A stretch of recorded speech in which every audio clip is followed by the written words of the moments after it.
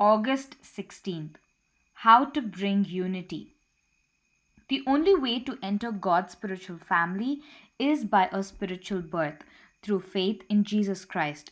Just as there are two parents in physical birth, so there are two parents in spiritual birth, the Spirit of God and the Word of God.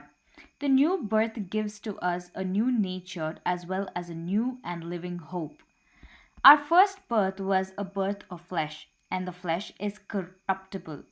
Whatever is born of flesh is destined to die and decay. This explains why mankind cannot hold civilization together. It is all based on human flesh and is destined to fall apart. Like the beautiful flowers of spring, man's works look successful for a time, but then they start to decay and die.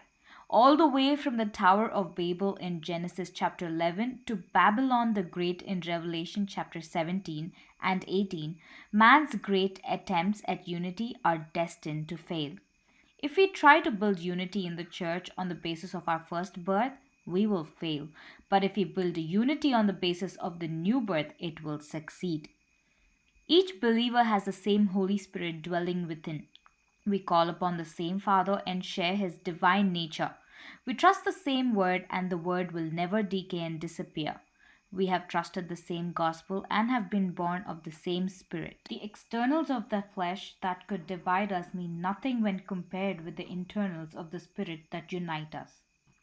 Scripture for unity. Neither pray I for these alone, but for them also which shall believe on me through their word, that they all may be one, as thou, Father, art in me and I in thee, that they also may be one in us, that the world may believe that thou hast sent me. John chapter 17 verses 20 to 21.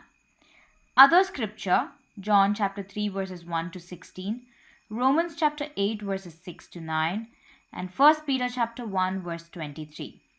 Ask God to enable you to focus on the internals of the Spirit that unite us rather than externals of the flesh that divide. Amen.